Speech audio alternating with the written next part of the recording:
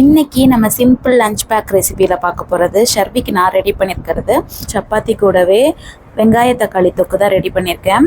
இது சிம்பிளாகவும் ஈஸியாகவும் சூப்பராகவும் இருக்கும். ஸோ ரேஷனில் அரைச்ச கோதுமை மாவு தான் அது, அதனால் சுடுதண்ணி மட்டும் சேர்த்து நம்ம பிணைஞ்சு வச்சுருக்கேன்.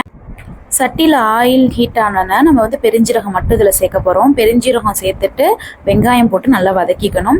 ஓரளவுக்கு நமக்கு கலர் மாறினாலே போதும், ரொம்ப கண்ணாடி பதம்லாம் வேணாம். ஓரளவுக்கு மட்டும் வதக்கிட்டு அடுத்து தக்காளியுமே சேர்த்துருக்கேன். சரி பங்கு தக்காளி வெங்காயம் எடுத்துக்கலாம். இதோட நம்ம உப்பு சேர்த்துக்கலாம். உப்பு சேர்த்தா இன்னுமே சீக்கிரம் வதங்கும் நமக்கு.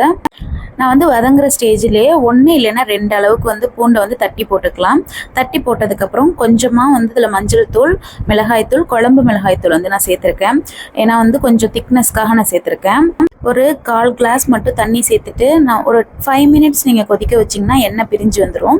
அதோட நம்ம ஆஃப் பண்ணிடலாம். இதுக்கு அடுத்து சப்பாத்தி தோசைக்கல்ல போட்டாச்சு.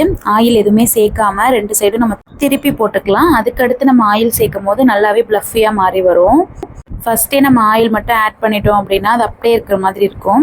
ஸோ இது மாதிரி கொஞ்சம் ஹீட் பண்ணிவிட்டு 2 டைம் திருப்பி போட்டுட்டோம் அப்படின்னா அதுக்கு அடுத்து வர்றது நல்லாவே உப்பி வரும். இந்த டைமில் மட்டும் நான் ஆயில் சேர்த்துக்கிறேன்.